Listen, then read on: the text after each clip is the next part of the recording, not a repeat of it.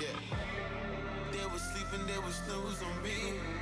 I was dreaming about what food to eat. Why they sleeping, why they snoozed on me? I was seizing opportunity.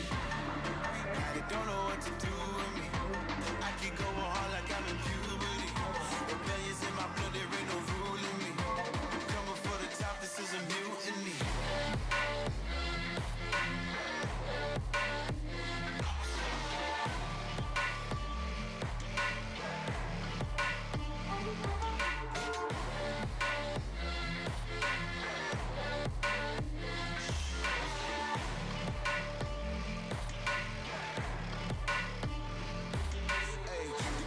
I want percentage, yeah. Put you in your mind like fuck your dentist, yeah. You never had a chance like an abortion. Fuck it, you don't wanna play with me, this forfeit. Oh shit, took it to a place that never thought he could. Now the lone wolf is hounding up in Bollywood. Now I got some confidence, they call me cocky. But you fucking tiger in the eye, I feel like Rocky. I am untouchable, I cannot fuck with you. I do not follow rules, makes me uncomfortable. I got all this passion and desire, force my path with the fire. Never passive, I acquire till I'm crashing your empire. They was sleeping, they was snooze on me. I was dreaming about what food to eat. Why they sleeping, why they snoozed on me? I was seizing opportunity. Now they don't know what to do with me. I keep going hard like I'm in puberty. Rebellions in my blood, there ain't no ruling me. Coming for the top, this is a mutiny.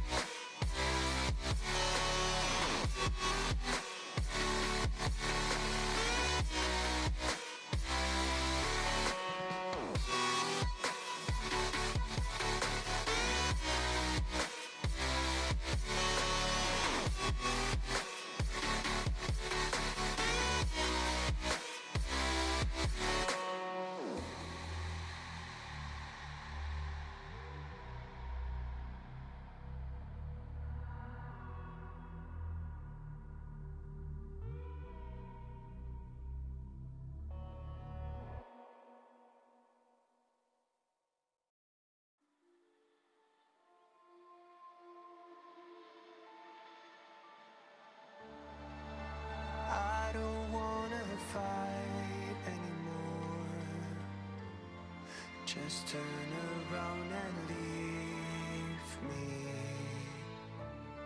The tear in my eye drops on the floor alongside my spear.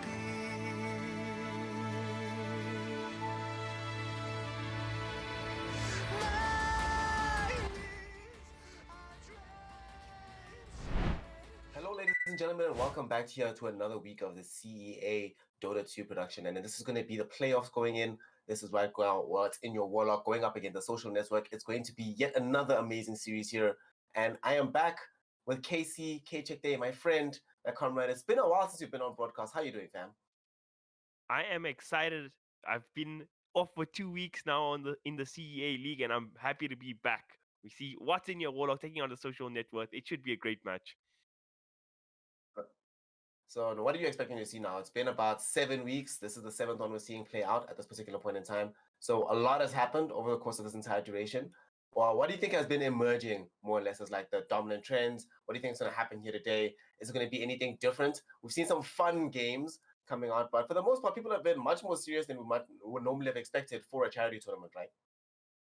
Yeah, I think at the start we expected a lot of like meme drafts and people trolling and that kind of stuff, but it's actually been, like you said, very serious. As we're getting into the more serious later parts of this tournament, people are starting to hone down, getting their drafts more meticulously organized, and the level of competition has looked a lot higher from week 1 to week 7, which is always a good thing, right? Yeah, definitely always a good thing. So as we get now closer and closer towards the finish line, we're expecting that the teams themselves will be more comfortable. There's not going to be as many jitters. So as we get now into the draft, we're expecting to see some immaculate Dota 2 come out from the two sides. So here we go. What's in your Warlock taking on the Social Network? Yet another BO1 game. Let's get into the draft. So now as we enter into the draft, what are we going to be seeing here? Mr. KC, we've been talking in the background about some of the things we've been seeing in Dota that's dominant at the moment. Do you think we're going to see anything? Any snapfires? I hope not. I hope we just don't see any Lifestealer. I've had my fill absolutely of this hero at this point. Lifestealer, Undying, IO, I think I've had enough, right? Yeah, and Dying's also one of those heroes. It just feels so good in every situation because it's just like one of those heroes that come out and you can just play in any lane, can make any lane a winnable lane, and then we're seeing a lot of draw ranges as well recently. I'm surprised you didn't say you're tired of that because it's one of the few heroes Undying that can protect draw in the lane. So yeah, it's just one of those things. In this league, anti-mage has been super popular. We've been seeing it. Obviously, like looking at the end of the draft, if it's still in the pool, a lot of teams like to got your pick with an anti-mage. A lot of variety we've seen, but I'm looking forward to how these drafts play out. Yeah. I think it'll be some meta, but not all meta, Snare. I hope not. I'm already seeing this going to be better, right? They take out these jump on you type of heroes. Centaur taken out, Earth Spirit taken out, Mars taken out too. So looking like both teams aren't really trying to get sucked into the pressure of what the opponent's having to bring to bear. Just something a little bit more stable. We'll see what these first picks are going to be. We see actually in CEA that this disruptive hero has been fairly popular. I don't think it's going to be first pick material yet again. But let's go. Oh, Oracle. Oracle's good. Okay. I like Oracle. So I wonder. So they're opening up with the Oracle. I wonder what they're gonna pair with it, and more so, I wonder how Social Networth is gonna respond to this Oracle pick. Maybe they're gonna try ban out heroes like the Death Prophet with the Huskars, the usual combo pairs with the Oracle. But they're just gonna go for the pass 4 Tiny for now. It's also a nice matchup against Oracle as well, because once you get the Blink Dagger, you can just burst him at the start of every fight. So I like that. I don't know if it's a counter pick because Tiny just always picked, but it's a really good matchup versus Oracle. And it's one of these heroes that's ultra versatile, can put it basically anywhere, mid, off lane, in the support position, can do basically whatever you want with this hero. I mean, we've even seen the odd game where this was, before he transitioned to a new team, where someone like Euros would sometimes play as Tiny and Pulse 1 as well. They can do anything you want, give them a lot of options and variety for Social Networth. So now, what's in your Warlock? I don't think they'll reveal. If they don't pick DP, then they're going to probably save the Oracle partner for later. Because generally, I think like Oracle DP is the only one that you like have to want to, guaranteed. But if not, it gets banned out. You just leave everything else for deeper into the draft. I hope they do go for a DP because I don't think there's anything that really counterpicks DP in the mid lane, to be honest.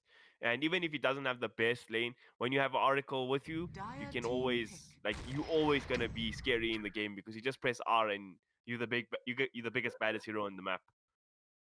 Yep. And especially, they get this Doom now, so you have some very good options for you to disable the offlane, deal with that portion of the game. 10 seconds. I don't know. How do you feel remaining. about this Doom hero? This Doom, in my mind, has fallen off somewhat based on where he used to be a couple of months 5 ago, where it was like seconds mega remaining. tier 1. Right now, still a solid pick, but doesn't feel like it has the massive impact, say, like a hero like the Tiny does, for example.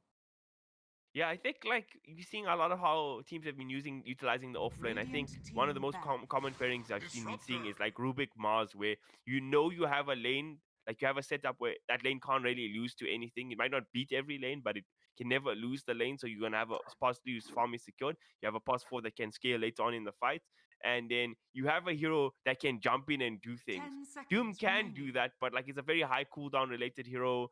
There's times where if he falls behind in farm, it doesn't feel that great. I mean, again, if a Doom gets off to a good start, he's always gonna have a good game because I mean he's Doom. There's not like he just presses Radiant somebody team taken out, he farms super fast to devour and such. But when he's having bad games, he doesn't feel like a hero that like excels in bringing back the game in a sense, you know?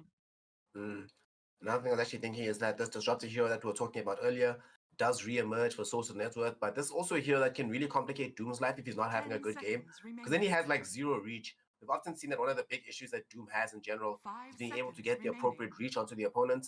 But if there's always this one hero that, even after you cast Doom, right, you can just prevent the hero that gets Doom from actually being gone on. It can be very, very useful from the disruptor. So Doom, no, one good thing though is that disruptor can't really fully bully you out of lane as a Doom. So you're not going to be worried on that front. So it really does depend on what safe lane hero they pick up for Social Network. Yeah, 100%. Disruptor, like you say, Team great back. in terms of like countering the Doom, but also they have a lot of heroes they can pair it up with. If they get something like a Darkseer, Chronosphere, maybe where the Faceless Void, who's actually still in the pool, the hero also becomes even more effective then. Yeah. So speaking Just, of Void, we see carries. How's 10 Void in the seconds pool, but remaining. Jug gets banned, fam? How is this possible? I think Jug is one of those 5 heroes seconds where, remaining depending on back. how well these two teams know each other, maybe they know what's in your Warlock. They carry plays like really comfortable on it because some carry plays. If you look at Mike from Team Liquid, he just likes Juggernaut. He just plays it so much. He's so good on the hero that it's just like, okay, take out the comfort pick. But in terms of just heroes on their team merits, back. Faceless Void is 10 times a better hero than Juggernaut. So I'm in agreement with you there. There's the big boy though, Sven. Yo. I'm surprised that they banned the Sven because whenever I see a hero like Disruptor, I'm playing Sven. I'm like, man, I want to eat these heroes alive. You know, like I've seen these Sven 10 combos with seconds Oracle, right? It's remaining. actually kind of disgusting. So once you get to the Superman portion, you Superman forward, 5 right? seconds And you're doing remaining. damage while Oracle is channeling Fortune's End. So after the Stormhammer for a stun Dire ends, you get team rooted in position anyway. You just die no matter what. Yo, that is such a crazy combo. But Sven in the moment, like, I actually hate metas when Sven is in the pool. I'm gonna be honest because he just makes like he's one of those carries who has like such a big power spike. If he can hit like his 10 timings, his seconds items, remaining. and he's like 1 or 2k and hit with ahead of everybody else the way he's supposed to be. 5 At seconds a certain remaining. portion in the game, there's literally nothing you can do. The man's gonna Radiant jump in and team 2-hit your whole team. He makes all those boring illusion heroes that I love, like PL and okay, PL's not so bad, but like TB unplayable. I'm done with Sven, man. I'm tired of this hero. Take Superman out of the game, put him back in the dumpster tier of heroes, and let us enjoy Dota again. 10 seconds You're fine remaining. with Sven being taken out, but you're not complaining about a Spectre meta. What are you 5 talking about, seconds bro? remaining. Aren't you hating? Like I love Spectre, but even I think Spectre is overplayed right now. Holy smokes, it is a bit much. But I don't think it's that broken though. Like it's the reason they pick it is because there's heroes like Sven, like the Magnus PA things are in the pool. There's not many carries that can actually like fight up against that, but Spectre can. Uh, Also like in lane, fairly decent. Like I don't know, Spectre's a weird hero because the game is so fast right now, right? So Mhm. it's not, I don't feel like it's broken in the meta. That's what I have to say. I feel like Okay. you don't get to a game where it's like 25 minutes in and you feel like, okay, you've lost now because there's a Spectre. This guy's going to come in and kill all like 5 of you. Even if you buy back, 6 of you are going to die, you know? Okay. Fine. I'll allow this It's like, argument. even if Spectre is more broken, it's that power creep, you know? It's like when there's a Mag PA in the game. There's this one fight that transpires where you get Chrono, like RP 2 or 3 of you, and PA blinks in and crits twice, and that's like everybody's dead. It just feels like the game's Okay. over at that point, right? Because like somebody's so much stronger than everybody else. Makes sense. As we're out here quabbling over banned heroes, we missed like two interesting things: Night Stalker and Spirit Breaker. Okay, so Social Network wanted some chase to be able to combo this up with the Disruptor. They've got a lot more vision now to make space for the Tiny. But man, what's in your Warlock? You do not pick Spirit Breaker unless you're planning to brawl all day and win the game early. I'm a fan of both these picks. As you guys know, I like action-oriented Dota, and like there's only one thing that both Night Stalker and Spirit Breaker can do in a game of Dota, and that's run at you. So I'm a Mhm. fan. And also, this Night Stalker Disruptor combo can be also quite silly sometimes, like so much silence in the game, AoE silence that you can't dispel with the users and such that you usually can. So also nice combo there. And then again, Spirit Breaker, like you say, he's just a crazy hero, man. Just jump in all the time, do your thing. And okay, the PA does come out, Snare. That's kind of interesting though, because there aren't that many really squishy heroes on the side of what's in your Warlock right now. It's only really this Oracle that can get popped, and even then, you don't really get the immediate kill onto the PA before spells can come out. At the same Yeah. time, they don't have anything to really control this PA right now. Like she might not be hitting that early massive power spike where she's able to utterly and immediately dominate the game, but there's no point in this game where they're gonna really be able to kill her quickly, right? She's always gonna be able to get a blink away, unless she's like the only Doom target, the only target for the Nether Strike from Spirit Breaker, the only target for the Abyssal Blade jump from Lifestealer. They'll have to commit everything onto her, otherwise there's almost always gonna be some kind of save. And I think that they probably pick like some kind of hero that can carry a mech for their last pick. Because that Tiny can easily go mid this game, right? Then you get something else into the off lane that can get you some more sustain. PA shouldn't die. Hell, they can still pick the Magnus, bro. That is my one flop with the current draft. I don't like PA as a PA player myself. I don't like this hero without Magnus. It just doesn't feel that strong. But with Magnus, my word, the hero again has one of the strongest power creeps in Dota 2. It Insane. covers all the weaknesses where you can lack the farm speed without the Battle Fury. But if you go Battle Fury, you have like such a long period in the game where you don't really do anything. And Magnus takes away that issue, right? Because you can farm fast, it's extra damage. And again, when you have that locked onto BKB and the massive amount of physical damage with PA, you can win a fight at any point in the game. Magnus, if they go now, I still think is a phenomenal pick because they have, look at this, they have a PA, they have a Night Stalker, and they have a Tiny. They have three heroes you can buff up. So that's potentially four empowered heroes in a game. That's mad value, like honestly. And I'm thinking that also Magnus will still give you the AoE Pierce versus the Lifestealer. That's the only thing that Yeah. they don't really have taken care of right now. I mean, in some sense, the Night Stalker, eventually, once you have Blink Axe, the problem is taken care of for you, right? You just get onto the Lifestealer, Right. make sure you can just never get the Rage off. So if this Night Stalker has a good game, this game is really impossible to play because then he's going to enable both the PA as well as the Disruptor. Because if you get the AoE silence onto a Lifestealer, then you can set up the Static Storm from Disruptor, then there's no way that this Lifestealer gets anything done. You're pretty much all reliant then at that point on the Oracle, and they have more than enough reach between Tiny, PA, Night Stalker. They can find this Oracle in the fight. Yes, for sure. This Oracle's gonna have a very hard game.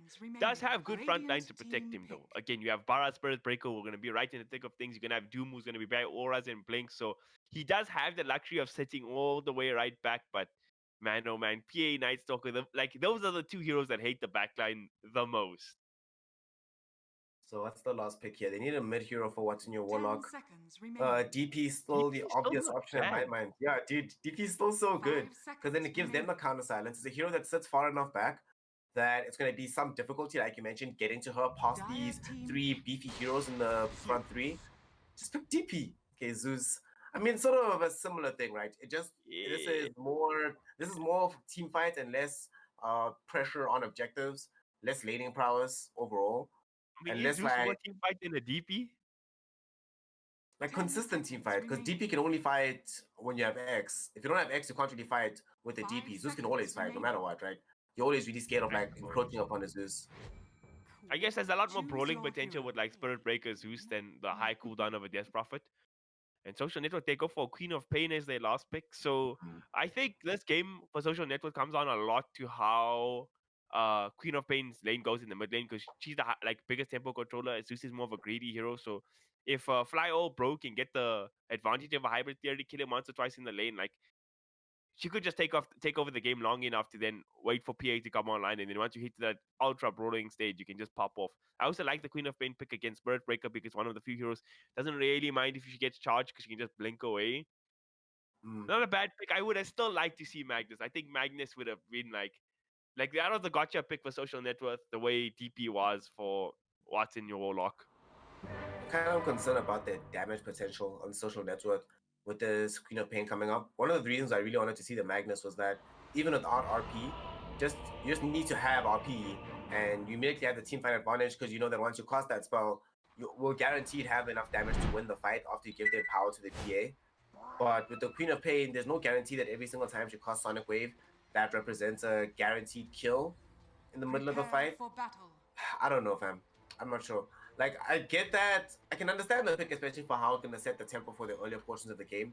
But I have a feeling that we're going to get to this mid-game period where if Queen of Pain doesn't do really well in the lane, she might not just have enough damage. This Doom, now the Doom just has all the emphasis in the world to rush himself getting the pipe.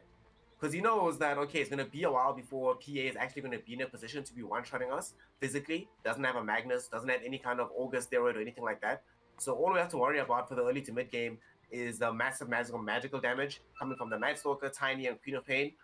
And if we deal with that, then we're in pretty good footing because they have to win the game early. So they won't mind, like, okay, let's make sure that when we get to the stage of the game, we can just roll over them. And then what will they be able to do at that point? Yeah, I feel like the reason COF is good this game is those bases are already covered, right? These heroes that can jump in, find the backlines, etc. You already have a PA, you already have a Night Stalker, you have these heroes that can find the Zeus, that can find the Oracle. So you're kind of serving the same role, and like you say, there's so much pressure for this Queen of Pain to smash the Zeus mid, which I think she should. I mean, it can be a hard lane. Zeus can play very defensive as such as well, but yeah, I do think there was other options available. Magnus in particular, and up top we're going to see the brawl take place. H and Hawaii. Not going to really try to contest too hard against Doom plus Spirit Breaker. I mean, these are two of the tankiest level 1 heroes in the game. Yeah, it's chill. It's just like, what's up, boys? Yeah, let's just, what's up? Let's trade blows. Although Doom on Gem CD did manage to pick up the body rune, so gives it 3 in their favor. So already feeling good right now on the side of what's in your Warlock. And we'll see how they set up these lanes. Top lane should go decently overall for both parties. Not that much jump that's available. Like, PA will be able to farm with the dagger. Doom can farm with the Devour. And I think it's much more difficult for PA to die in this lane than in a lot of other Doom lanes because the Spirit Breaker doesn't really provide advantage for you from far away. So against 2 melee heroes, PA should be able to farm perfectly fine. Yeah, 100%. They can pressure. Obviously, these heroes trade very well. Like, a Spirit Breaker has a bash, 65 base damage, etc. But again, Disruptor can continuously be hitting one of these 2 melee heroes at all times. Doom can never really trade against PA because he's got one of the worst attack animations in the game. 1.74 seconds it takes for him to attack once there. Just think about that.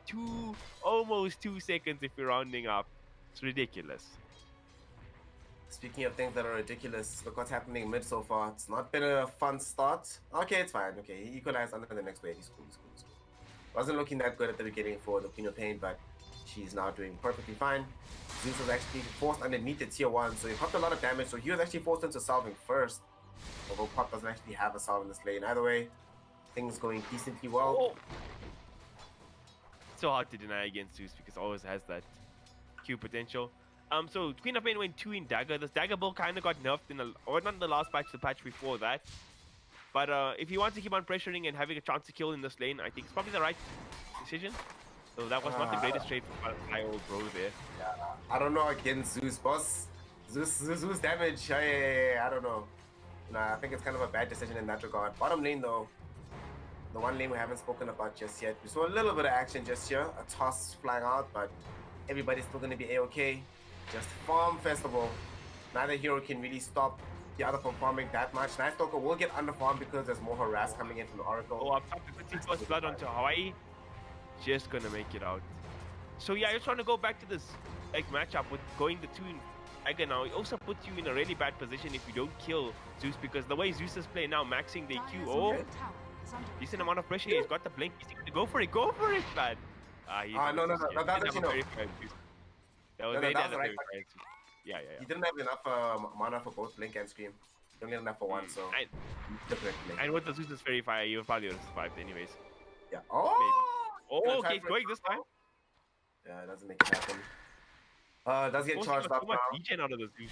He's playing really well with the dagger, which he actually needed to do, because if he fell behind in the lane when Zeus is maxing Q, you're gonna fall behind so far in farm because he just farms that much faster than you, right? He's gonna find the first blood actually he's with the going. jump. He's gonna make it happen. And he ends up picking up the first blood. Queen of Pain. Very nicely done there. Not only that, but he still forces this rotation from the Spirit Breaker from all the way on the other side of the map. So this means that there are less resources now available for this Doombringer in this top lane to put pressure on PA, freeing up GH for more farm, making this lane easier at mid for Queen of Pain. Life's good. I mean, this is the exact thing we said we needed to see happen from the Queen of Pain, right? Need to kill the Zeus 1 or 2 times. If you can do that, then the hero game. I mean, in any game, anytime, Queen of Pain's good if she's winning a mid lane, right? Yeah. So yeah, that's a great start for him. Getting the first blood as well, and like you said, that Barrow rotation. It's so much time spent with Doom has to play solo, and look at him, he's getting nothing in the lane anymore. And PA, absolute free farm. Is Hawaii gonna manage to pull the creep there in time? Yeah, we could. Actually, GH could have got that last hit with the dagger. He's gonna get this one now. He's getting a lot of farm on the PA, and again, that's also what you want to see. This hero, once it hits a certain level of farm, gets to that power spike very, very strong. Also, another thing we didn't actually talk about in the Queen of Pain matchup this game, or maybe we did and I just forgot, is that it's such a good Doom target for Mr. Gem TD on the top. You just Doom Queen of Pain and what he should really do in fight. Picking up top. Gem TD actually about to get brought down. Caught inside the kinetic field, the jump in from GH. And this is what we're worried about. Tene only now able to get the charge back in. Will not be able to find Revenge on Hawaii. Gets only one lucky bash and will immediately have to back himself away. And at the same time, they also end up losing the Zeus in the mid lane, dying yet again. You were mentioning that the Queen of Pain needs to be able to find 1 or 2 kills. She's achieved the double up right now, bringing down Zeus. Yeah. And man, with that kill, oh, this is huge. She's a This full one level is ahead the of him right strongest, now. right? When you get to that level advantage, you can dagger, and then you have the Sonic Wave, so you still have the burst, regardless of not leveling up the Scream of Pain. So it was a risky build that Fly Old Bro tried to go for, but he's pulled it off so far. Bara charging back down bottom. I think I would like to see Tane in future games on the Spirit Breaker TP to lanes if he wants to try and make ganks happen instead of charging from one half of the map to the other. Because at this point, where's really the opportunity, right? Yeah. Mostly the opportunity, and there's a lot of time that's being taken up by him not actually charging, like doing something effective in the lane. And he's super under level. We're 5 minutes into this game right now, and he's only level 2. Compare and contrast that, the Disruptor is still level 3, so is the Oracle. But the Spirit Breaker pick thus far not really working out for them. He's waiting for yet another charge, trying for this middle play. They have now the level 6 on Zeus, so maybe they're trying to get this kill. They actually have enough damage, but Fly Old Bro scouts it out. Wasn't smoked up on Tene, so will be a very easy avoidance there. There was 19 seconds left on the ward, so oh man, that's just so clutch. If they just did that play a little bit later, could have probably got him without the ward, but maybe I don't see if he had that vision in lane. Good game read there. It's actually super important he doesn't die now, because if Zeus does get a return kill, it's so much gold advantage on this Queen of Pain compared to the Zeus. And they're gonna try for it again. Fly Out Bro in a decent position, but oh, Oracle sending out the root from all the way back as well. Do they have the damage? They're gonna try ulti everything, not enough. And Tiny gonna TP, gonna get the return kill onto that Spirit Breaker as well. So absolute series of disasters here on the side of the Radiant. Oh my goodness. That was so close. They nearly had the damage, even commit the ultimate. And now they're gonna jump back in, looking for this Oracle. Oracle looking like he's gonna end up losing his life. Brought down. SK getting the kill there. Big plays coming in right now. And the social Networth. What happened? You know, out of nowhere, they just started bounding out in all of these lanes. They've exploded. They've got 5 kills in all these lanes. Free farming on the PA at top. The Night Stalker not having a bad game at all. Just trading up farm right now with this Lifestealer. And soon and very soon, they'll be able to start just going from kill to kill to kill. They have 3 heroes in the top lane right now. 4 What's in your Warlock to try and contain this PA. But GH is still the farm leader on the map. And looking like he's going to get very, very close to getting into this hyper farm capacity as this PA.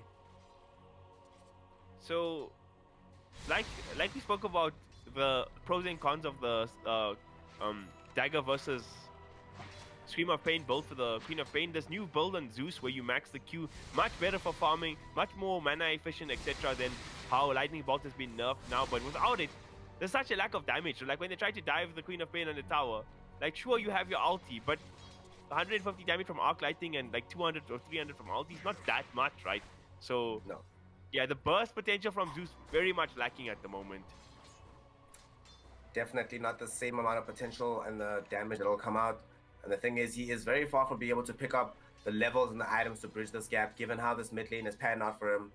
Still on the receiving end, the 2 deaths. Tiny is nearby. Earth Spirit looking for an opportunity to maybe toss in the Zeus, but he was scouted. They're bringing in Tene, but what's the Spirit Breaker really gonna do here? Just gonna bully him away. Oh, now I just walk away from you. Up top, Night Stalker made a rotation there. They killed Gem TD and they're looking for this Oracle now as well. The Glimpse gonna be back out onto him. And Jade should get the last hit there with the PA. Yes, she does with that dagger. So that was a great rotation from. I don't know if it was a good rotation from Night Stalker because he just TP'd randomly. Oh, before we get to that, you see the charge coming out Snare. Oh, the charge comes out at the same time though. They made the jump onto Hybrid Theory. Zeus gone again. Sonic Wave collects the kill. They're not done just yet. With the silence out onto the Spirit Breaker, the jump forward from the Fly Old Bro, Queen of Pain getting herself a double kill. And they might want to look for the triple. Oracle, without any real defensive tools right now, only has the points to Purifying Flames. Nothing else is off cooldown. Is he going to get brought down in time? No, he will not. As they're going to be forced to flee away from here. Turns around at the Fortune's End. Roots the Night Stalker in position. There's going to be the damage from the Zeus from far across the map after he got slowed down by the Ice Stealer. And they succeed in getting the counter kill. So a little bit too greedy with the deeper dive onto the Oracle. But ultimately though, he's still happy to walk away with that, right? You get the kill onto the Zeus, make life more difficult, and yet again, force 4 rotations into the mid lane, creating all the space in the world for GH to farm top. And he gets a shovel, are you kidding me? Just as he needs that healing salve. It was really nice play from Pyro Tau too. Just like, he didn't just like give up. He juked in the trees really well, giving his team a lot of time to find that return kill.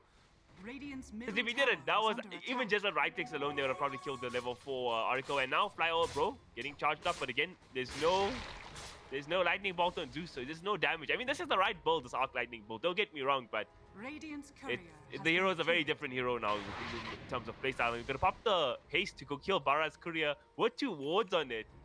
He's TP. That's a huge play from Fly Old Bro. Looks like he wants more. We're not gonna be able to dive Zeus without the Sonic Wave available.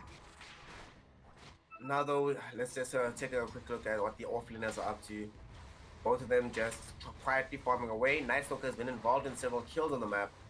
It's Doom though, it's just been sort of sitting in the top lane. We haven't even seen the first committal of this Doom spell in this game.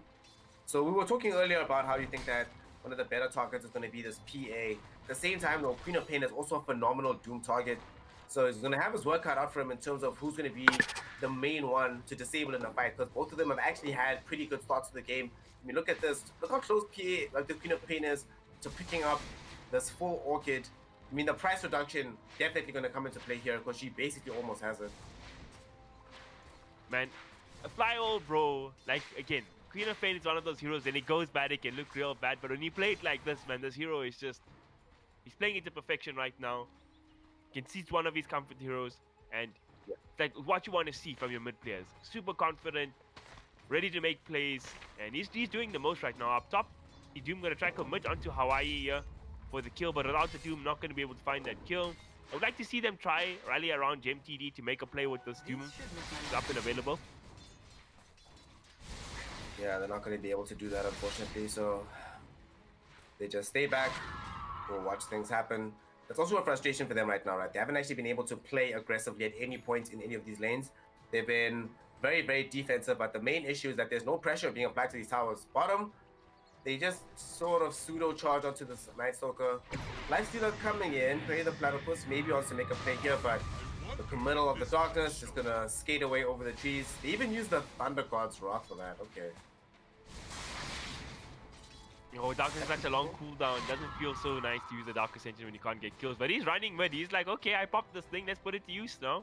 I don't think they have a War to Scout Out display either. They could just dive Hybrid Theory. It doesn't have too much mana. There's a Sonic Wave available. Go, go, go. Do it. There we go. They're going to pop the silence. They're going to jump in. Sonic Wave going to come out. Secure the skill. Oh, they don't even need it. just the good old right clicks from the Networth at the end of the day. Just did enough of a job there. And they're not done just yet. The Sonic Wave out onto the Spirit Breaker. False Promise will keep him alive in the river, but it's not going to be enough for sure. He's being right-clicked down right now. It's going to be the additional heal from the Purifying Flames, but it's not going to be enough whatsoever. They get the kill. At the same time, though, they get the dive finally onto GMTD behind the tier 2. GMTD using the Doom out onto GH, getting that kill. As they lose the Oracle, they might have to give up this Doom in the process. He's running away now, trying to get away with the assassination he just pulled off. He's being tracked by way too many heroes, however, and his escape will definitely not succeed. He gets got down. Fly old bro, unstoppable streak right now for the Queen of Pain. Though they do get something out of that, right? They finally do use the Doom in a positive fashion, but at the same time comes that what cost, my friend? We've been seeing this link up between Queen of Pain and Nightstalker this whole game, and this time getting so many kills here in the middle lane. They do lose the PA, which is I think a great gank. I think that's the play they needed to make with the Doom. So again, it was a trade for the side of the Radiant this time instead of just an all-out win for Dire, which is I suppose a positive. And Lifestealer during that whole while was just farming away. He bought a Hand of Midas at 10 minutes. He almost has his full armlet of Mordigien completed now as well. And Perry the Platypus, he's the most farmed hero in the map. Doofenshmirtz is going to be in shambles soon. Doofenshmirtz is like, what is happening? What is going on? This is ridiculous. This is bizarre. But like you mentioned, he bought this Midas. He's going to have this armlet. Slightly off pace, given the fact that he went for this Midas, but still fairly good timing. And this is the kind of hero that if he rushes the MKB immediately after this, he can actually present a major threat to the PA, because then the strategy can be that every single fight, you doom the Queen of Pain, and then the Lifestealer immediately targets the PA. She's forced to flee from the fight. Then you have a very decent way of controlling all of the various components that are being brought to bear here by the social network. What's in your Warlock? Yeah, I was thinking the same thing when I was looking at the draft. Like there's a point before they even had an MKB recipe. The build on Lifestealer was you just go straight MKB. You don't even buy an armlet or anything, because with the Javelin, the amount of farm speed you got with the hero, you couldn't even justify buying a Midas. Like DT Bao even did a video on it. So I really hope he does go for the MKB, because like you say, then the target prioritization can be very easy in the fights. The Spirit Breaker and Lifestealer just go on the PA, easy kill for them, and you just doom the Queen of Pain. So that's the two biggest cores taken out of the equation from the get-go. But they want to make a move here onto Perry the Platypus, but he's going to pop the ulti and he's going to, the rage, and just TP the hell out. Hey, and he let him go pick up his armlet from home. Hashtag efficiency, bro. There we go. That was just hashtag the Midas is on TD. Midas is on CD though, so bit sus. No, it's not on CD. He was just waiting to make it use of it onto the neutral camps, so he gets the bonus experience, bro. Hashtag calculated. Ate the small creep with the Midas on top. Oh, so top lane, you see the dive come out. They're making a charge in there. Disrupt the ulti, doing the Lord's work. They're keeping Hawaii alive. Zeus ulti comes up, but not enough damage. Doom gonna get thrown out there in the mid lane. We see dives even happening. Snare. Everything GH goes down actually. They lost both GH. Now they're gonna lose the Queen of Pain as well. They did all of this to get the kill onto Perry the Platypus. And he dies, but he's definitely willing to give up his life for that one, because man, the two huge core kills, and now they're going to end up losing the timing in the top lane as well. The turnaround is happening. Hawaii might not be able to escape from this one either. False Promise onto GMTD, keeping him alive. And the Purifying Flames will burn out Hawaii. Pyro, can he TP out to safety? Yes, he can. Tanay, not even needed with the bash. And GMTD, he's trying to escape in the trees. Few seconds until he can TP out as well. Has TP at the ready. No more Dark Ascension, so he can't be chased in the trees. But no, he didn't TP out in time.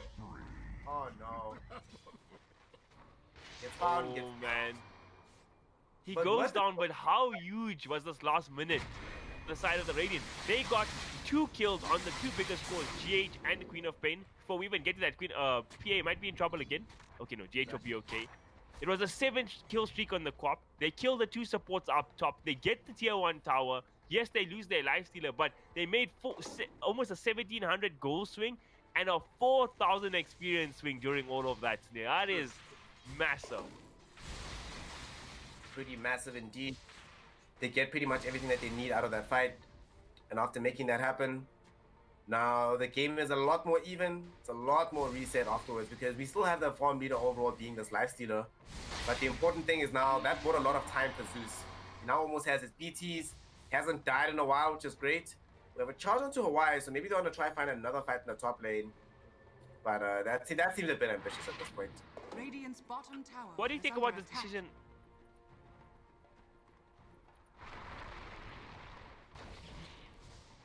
Do you think? So we What do you think- think about this decision of GH going for the Battle Fury? Yeah, it seemed like a good idea initially because of the amount of farm he was getting, but we see how like aggressive he's been playing with the Queen of Pain, trying to dive, make these plays. Just been lacking the damage and been dying in these engagements. You think it's the right call that he went for the Battle Fury?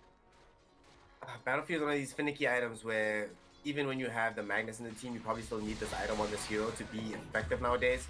But also, the first couple of fights after you get this item don't really feel that good for your team overall to buy the necessary time to make things happen. Then, I don't know, it really does feel like this item not really that useful. At the same time, Tene, on the Spirit Breaker, will get caught out by the Night Stalker. Night Stalker will not be able to find this kill. Will activate his newly picked up BKB now though, and Hawaii dropping down the Static Storm, as it's also going to be a huge sonic wave flying towards the several heroes. Nobody did just yet. Gem TV finds the Doom onto the Queen of Fate, but she's already used the ultimate. The Thunderbolt Rock will come out. Finally, the Spirit Breaker dies, and with the Doom onto the Queen of Pain, they do finally get the kill out onto a Yule Center, use that onto the Night Stalker to prevent him from chasing down the Zeus. And that will be the end of the fight in that regard. Queen of Pain losing her life after they commit and a huge capacity from the social network. It ends up going south at the end of the day. Here comes the. That was not the fight they were looking for. Meanwhile, PA was farming up top, but man oh man, Perry the Platypus, he's actually become such a big problem at this point. He's got, what, like 170 last hits at 19 minutes. He's got this Midas, he's going for that MKB build, like we said, got the Demon Edge coming on in the courier. This man is an absolute beast. I think we see PA going for the BKB first, trying to speed up her power spike to be able to fight, but by the time she gets BKB, Perry the Platypus is already going to have an MKB, so those fights, it's going to be super difficult for her. This is looking like a rough game for the side of the Dire. They're going to scout out Perry the Platypus here, no Dark Ascension available, and no real friends to try bring down this Light Stealer either. Yeah, he's doing the right thing with this build, like we were mentioning earlier. And the choices now, BKB is being built next by the PA, but that's not the item that I think that they really need. The BKB that's necessary is the one onto the Queen of Pain, and then followed up by a Lincoln Sphere, or maybe this Night Stalker needs to buy a Lotus Orb for his team, because this is really hurting them. It's very problematic that every single fight, one of these two heroes is going to be finding themselves in a position where they have to retreat. And it can't really be Queen of Pain, because you can still somewhat hold your ground as the PA in many occasions, but as Queen of Pain, as soon as you get doomed, the fight is over for you, and you're probably going to die as well. And they need to solve that problem ASAP, otherwise every single fight they take will just feel like they're falling further and further behind, especially with this Night Stalker being out here. Yeah, you see the Doom did go for the Blink Dagger as well, so he knows target prioritization is straight up. You Doom either one of these two big cores, it's most likely the Queen of Pain, and you will be in a good position. Night Stalker does have his BKB as well, having a very good game so far, having been 4-1-7 after having a little bit of a rough time in the lane against the Life Stealer. We'll see if they can manage to stabilize the game. The Networth is still very even, obviously the Life Stealer at the top, but Queen of Pain doing a good job of keeping up with her farm, almost tying the Life Stealer. PA with the Battle Fury obviously will be farming efficiently at this point still. And I wonder if he does go for the BKB or just goes for the Deso straight. I actually think the Deso might be a better route here. But then again, maybe you can jump the backlines with the BKB. You can kill Zeus or Oracle, but I don't know if he has enough damage, like just with the Battle Fury alone, because he doesn't have like aura items on the Night Stalker. Night Stalker didn't go for like Vlad's or Solar Crest or something. It's just like the BKB, like looking after his own game in the sense. I think you're actually right, because in the previous fight, actually, we did see that one of the main things lacking was any kind of damage after the PA gets the forward jump. So yeah, Deso probably makes more sense for her to be able to pick up. The thing is, the complication with Deso is that if this next fight doesn't go exactly as planned, then they are really in a rough position. And we do see that Zeus now, invis up, not scouted just yet, but very fortunately for him, he backed away just in time, because they would have scouted him and killed him there. Wasn't too far off. What is he doing? He doesn't even have friends here. This is like so unnecessary. Break the smoke. Does get the charge out. You see his team is smoked up. They want to get to this area. Night Stalker can pop the Dark Ascension, so he should be able to scout things out for his team, and they're just going to back out there. They're going to smoke up again, so they actually want to fight on the side of the Dire. I'm surprised they want to force the fight now. I think, in my opinion, they should wait and stall out for the PA's BKB, because that's a true power spike once she has all three items. But we'll see how things pan out here, because looks like the fight's going to break out top, Snare. And the fight's going to take place right now underneath, close to where the outpost is. GH gets bursted super early with the Nether Strike, bashed up, killed, and the very bad luck there for the PA renders her dead very early on. Huge Sonic Wave coming in from this Queen of Pain. At the same time, those Zeus got picked off close to his own tier 1 tower. Hawaii, can he escape from this? The glimpse keeps him alive just before the bash comes out to finish him off. And he does manage to hide in the trees. Glimmer Cape will be there. Nice Q coming in from him. He still won't most likely die though. There we go. Brought down by the Fortune's End. There's going to be the Tiny jumping in onto Tanae. Tanae doesn't die just yet. She's going to assist with the damage coming into the Queen of Pain after she gets tuned up. She won't be able to escape from this fight though. He's running away slowly but surely from Jim, but he activates the run with the Scorched Earth and will be able to chase her down. At the same time, Perry the Platypus on the backside of the fight with Pyro, able to bring down the Tiny and also clean up the Night Stalker, turning this into a full team wipe. The Life Stealer Gem TD combo. Man, look at the damage they came through in the middle of that fight. Look at this Life Stealer especially, 6,500 damage from this guy alone. And this is exactly the situation we spoke about earlier, is that once this Life Stealer has an MKB on him and Bara are just going to charge PA. I don't know, they got vision here with this very standard ward, but so effective when he doesn't get dewarded. They got vision of the PA farming jungle, they just charge her straight up, and there's nothing she can do. Her team was all the way this side of the map trying to fight up against, trying to pick off the backlines, but PA gets caught, PA gets brought down, and we saw there was a great static storm from Disruptor, as well as the Sonic Wave from the Queen of Pain, but against all these tanky heroes, the Barras, the Dooms, etc., it's just not enough damage at the end of the day without PA there wailing on them with the Deso. Yeah, just no damage, and the fact that she got picked off first and foremost in that fight made things, it was kind of bizarre that they still chose to pursue on the Zeus and come back into things, because GH, without him, without this PA's damage, she is pretty much everything. And we saw that Perry the Platypus now is also making very good progress towards the basher. They're going to try to go for him though. They jump on him in the mid lane. He manages to get the rage off. At the same time, the silence onto the Spirit Breaker on the outskirts of the fight. Earth Spirit goes slowed up with the open wound. They manage to bring him down first. The Spirit Breaker will fall second. They're trying to chase down this Night Stalker. This Oracle not going to be enough. At the same time though, GH, the help of the Fly Old Bro Queen of Pain at the very least, still able to pick off this Doom. They want to chase further for the fight with this Night Stalker, looking towards this Zeus as a juicy target. But they've overextended a little bit right now, they realize. They get the glimpse back though with Hawaii. There's going to be the Infest out. Perry the Platypus now turns around at the range, looking towards GH. Will try to hide away, run away in this fight.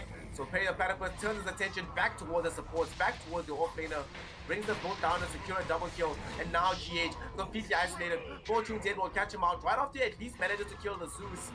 But immediately afterwards feeds away his life towards Perry the Platypus, who collects the triple kill in that fight. Getting richer and richer all day we see here, KC. This Life Stealer, how on earth will they stop him? That was really greedy from the side of the Dire there, the fact that they chased so far with Night Stalker, because it was a 2-for-1 trade for them. That was a good fight. But overextending there, costing them the life of the PA. Once again, where they're fighting without this PA's BKB. Wait for the power spike. There's just no need to force these engagements. They do find one pick off here on the Bara, but that doesn't really change too much. As you can see, the big bad boy, Perry the Platypus, wailing on the CFP tower. When the Disruptor doesn't keep, he's sure he has to cancel this, right? No? Okay. He comes in, he's gonna die immediately. Hello? Okay, there's actually big plays. There's no mana left on the Life Stealer. Okay, Kaidi's doing it. Right now. There's going to be a false promise now going out onto the Oracle, but immediately it's going to be a Doom flying forward onto the Queen of Pain. Life Stealer can even get back enough HP during the false promise to stay alive. Yes, he can. At the same time, they managed to bring down the Queen of Pain through the Doom. And that's going to allow them to keep chasing for the fight. They thought they were next leveling it, but unfortunately, the false promise keeping Perry the Platypus alive long enough that they turn that around and collect yet another kill on the Queen of Pain. If you look at her now, you might even forget that at some point here comes that she was 4-0-3 or something like that, some crazy high score. Listen, all the fault in this game is not on my boy Fly Old Bro. It's the rest of the teams. Like, I just don't think the Dire are playing to their team strengths right now. They're falling into the trap of trying to brawl with Bara when it was really not a necessary thing. They were forcing fights up top where, again, they needed to wait for their Bara going to be a fight in the top lane, whereas they get the charge onto Earth Spirit. Bring down the Tiny. Okay, this time around, there we go. That's what you wanted to see, right? The retreat. There we go. That's all we want, please. Run away sometimes. It's all good. Like, let's rewind to 2 fights ago. Not even 1 fight ago when the PA got charged and killed by the Bara and the Life Stealer. they smoked up to take that fight themselves, right? Where they really never needed to. You can try and make plays with the Night Stalker and the Queen of Pain, or the Tiny and the Queen of, or those three heroes can run around and do things. Well, PA farms, you don't try to take team fight engagements, just get your pick off. Just wait, because there's a certain point where PA actually can fight up. He can brawl with the best, even with this farm Knife Stealer. But after taking these two bad engagements, where he was just like 1k behind, like 700 gold behind the Life Stealer, now it's a 5,000 gold difference. And at this point, we saw in the last fight, right, where he tried to fight up against a Life Stealer and it was almost a joke. Like Life Stealer ate him, and you can't man fight as a PA, as supposedly the best one-on-one fighting hero in the game. Do you know you're in trouble now? Doom actually? Oh no, he gets limped back. Oh, They're there's gonna an be issue. able to cheat you inside bottom. There's a huge charge going bottom. They lay out the ultimate. Gem tries to jump forward, doesn't find the stun onto these heroes. This does cost the BKB out of the Queen of Pain though. So it's not it's not a very cheap retreat. It's very, very expensive. Because now she's down, here comes to 8 seconds. And every moment of a BKB matters when you're playing up against Zeus Doom. You need every single second, and they're gonna charge middle now. They're not done fighting just yet, looking for SK. They get a BKB out of him as well, but Lifestealer pops out. There's gonna be a bash. Obviously not enough damage, but yet another committal, because now we're down to 6 seconds on the Lifestealer, on the Night Stalker, excuse me. Just as we see the Doom picking up a full 10-second BKB. I wonder, why doesn't Barra's charge get cancelled when he's inside Night Stalker silence?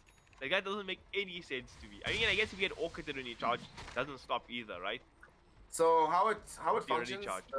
the charge is sort of like a buff instead of like a spell that's being cast. So it's a buff slash channeling spell. So, but the channel is a buff. It channels that buff. It's really weird. The interaction with the Spirit Breaker thing. It's very, very bizarre. So but like you're saying, that's why you can't silence him to cancel it, but you can still root him or whatever to cancel it. Like with Timber Sword, if you Timber Chain and you get silenced, it doesn't go through, right? Or is it only if you get stunned? Yeah, it's only if you get stunned, yeah. You get silenced and you still chain away.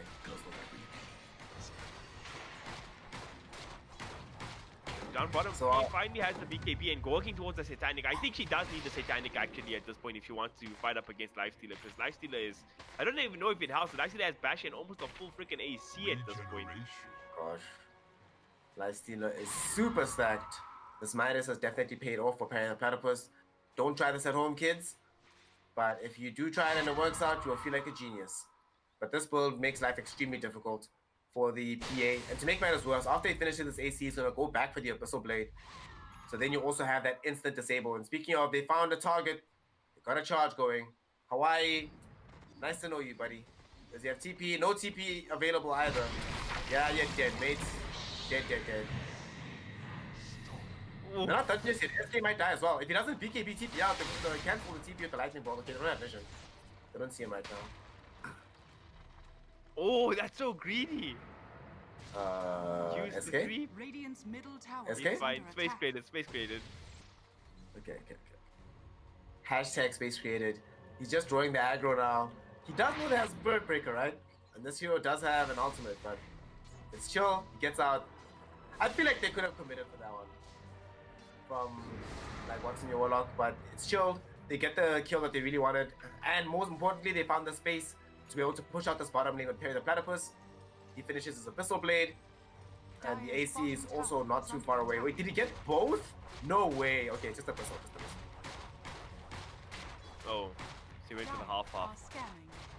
But Bash first, and looks like he was going for AC. Now you hit for the Abyssal. If you had both, I would have actually just lost it. You know what happened? You know when they made that charge middle onto this Night Stalker, and then Night Stalker, what?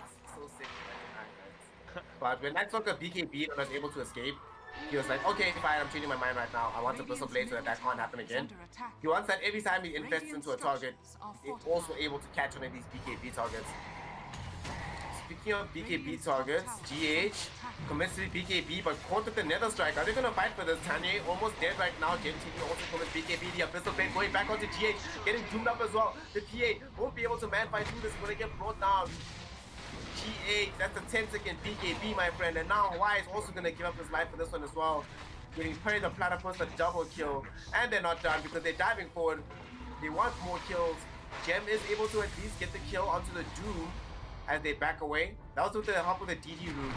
The long charge coming in from today, and there has a special gift. Here comes the Life Stealer. He wants more kills. Huge Sonic Wave in the base door. They're going to be able to bring down the Spirit Breaker.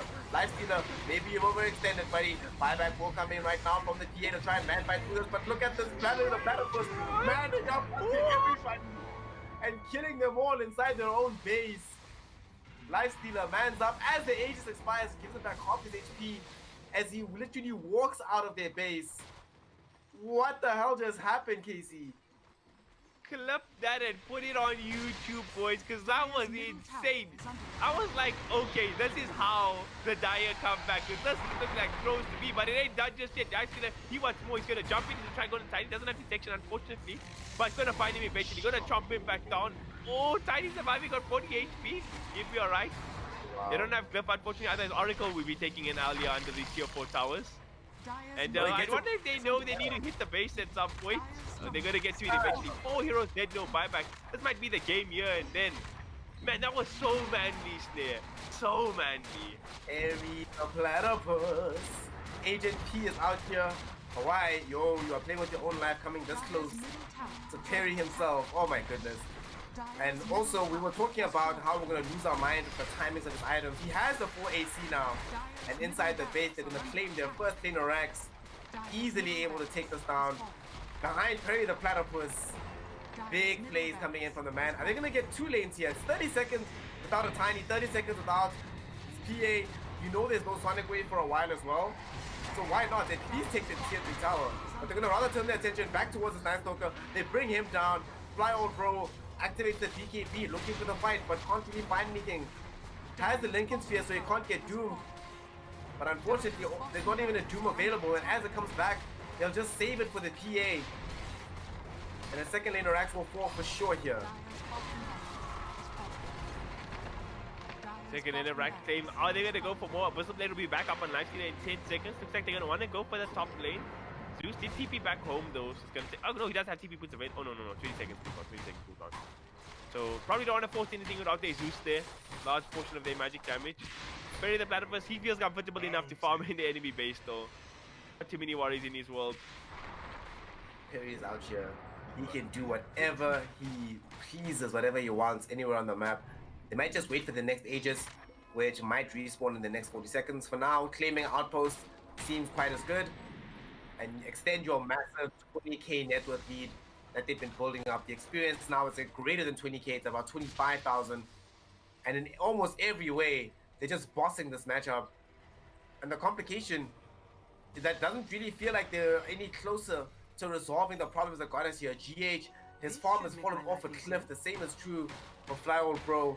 There's been no advancements since picking up the Lincoln Sphere and this BKB respectively. Rapier's the only way. Sell that basher item and just try it. Like, there's no other way. Literally, you need to get your Rapier Ag so he can just stay from the backline once he gets the 25 dagger talent and they can just like defend high ground the whole time. And if he gets lucky with the crits and kills somebody, then they can jump in and engage. But otherwise, no way whatsoever that they can come back in this game. Oof. It is seeming really, really rough right now. One of the things that's making this game even more rough is that the Blade Mail just got completed right now for the Spirit Breaker. Look at what he's queued up already, fam. Getting himself the Axe early on. But look how rich these supports are. They're going to have an Aeon disc soon for this Oracle. One of the few hopes they had to be able to at least contain the fights is if you burst the Oracle immediately. The couple of successes we've seen from them in the team fights is when they managed to do so. However, in this kind of scenario, that's not going to be possible. Because every time you try to jump on him, Aeon disc pops. And now suddenly you've overcommitted into the middle of the fight. So as they unpause here, oh wait, well, nope, never mind, pause again. We just gotta make sure that he's good, that everything's fine, everything's sorted. The Night Stalker does now finally get the Ags, but yo, man, doesn't really feel like they needed this item 10-20 minutes ago rather than now. Oh, look at that charge. Oh my gosh, the fastest thing I've ever seen. There was a PA there, Snare. What? Okay. Okay, that's like you say, there was a PA there at some point. Now that PA has been immediately removed from the game, the tier 3 tower is now going to fall in the top lane, being pushed out very, very quickly. No buyback available either for GH. He had to buy back for the previous defense. So now it looks like Mega Creeps is the designated dab to defend against. You were mentioning that there's no other option but the Rapier. Looking like it. They're playing very carefully though, waiting for these waves to come forth. Hybrid 3 just gonna jump forth, zone people back with the lightning bolts. Now they're finally gonna get the 4 shots through. Nice Local gonna be at the forefront, so that he immediately gets burst. The Sonic Wave through several heroes, but they immediately get the Doom out onto the Queen of Pain. She has to back away from this fight. And they don't really care about these heroes. They're here for the base, they're here for the Megas. Play the Platypus, focusing on the structures. And Mega Creeps have now emerged. The charge onto Earth Spirit. The Yules will keep him alive a little bit longer, but they're just like, oh, okay, you guys wanna back off? We are perfectly happy to feed on the buildings. And has Agent P done it? KC, he did it. He made it happen. GG, well played. The Platypus up and made the game entirely possible for Watson Warlock. This was an episode of Phineas and Ferb's Net because Perry the Platypus came in and carried the whole damn show. It was a 10 out of 10 performance from Lifesteal. This was like watching Nico Baby in like Lifestealer's prime and Nico Baby's prime, and he just like 1v9 every game. It was so crazy. Like 14, 1 and 8, 28,000 net worth, almost double his enemy's PA's net worth. It was 10 out of 10 carry performance, honestly. He did by himself 21, almost all the hero tower damage, and building damage done in this game at all. It was just him out here. Amazing amount of hero damage, an impeccable performance from him. Obviously, not just him by himself, right? Supported by his team. I must say, I think I was very, very impressed by the Pyro chart performance on the Oracle. He did an amazing and phenomenal job. And GemTD, we didn't really see him use Doom that much in this game, but he used it at the appropriate time on the right targets. It felt like, you know, whenever you have these games where you're expecting the Lifestealer to 1v9, you need to make sure that you give him the necessary tools. The rest of the team needs to be working in tandem to give him the 1v9 space. Otherwise, the hero falls over. But he definitely got that space here. But definitely, shout out to Pyro. Like, remember that play in middle, especially where Lifestealer was dead for sure, but the false promise came through. Yeah, no, for sure. His reactions in that play specifically was honestly just insane. But the whole game, like we spoke about the dangers of playing Oracle this game when you have PA, Queen of Pain, and Earth Spirit, Tiny, and a Night Stalker to be able to hunt you at all times. And he's only died 3 times in the whole game, which is the second least deaths in the entire match, which is actually just crazy. Honestly, top performance from him. Like you say, Doom, when the Doom came out, the only 2 heroes that got Doom this whole game. Okay, there was one Doom on Tiny, but that one doesn't count because they won the fight anyway. But was the Queen of Pain and the PA. And that's exactly who you need to be dooming. And every single fight, it seems like one of those 2 got doomed. So again, he played his role fine. The 4 supports behind Perry the Platypus was a great support structure because they let him carry as well. Well, definitely the MVP will go 100% to Perry the Platypus. He was out here in this game, did the most. The early minors pickup, we sometimes might have criticized it, but it definitely worked out well in the end for him and walks away with the crown of the MVP for this particular match. So that is going to conclude this match between What's in Your Warlock and the Social Networth. Unfortunately, Social Network weren't able to make it happen in the end, but you can't feel hard done by when you end up losing to an all-star performance. So KC, what are your closing thoughts before we wrap this one up here in week 7 of the CEA? If you're playing with a PA on the side of Social Networth in future, wait for your items before taking a fight. That's all. I'm somewhat surprised he didn't say always just pick Magnus if you're going to pick PA. So that's going to be that is better advice. So, ladies and gentlemen, thanks for joining us for this game. It's been an incredible time, and we will see you next time around for some more CEA Dota 2 action. The playoffs get closer and closer. We're out here. It's going to be incredible. So see you next time for some more incredible Dota 2 action.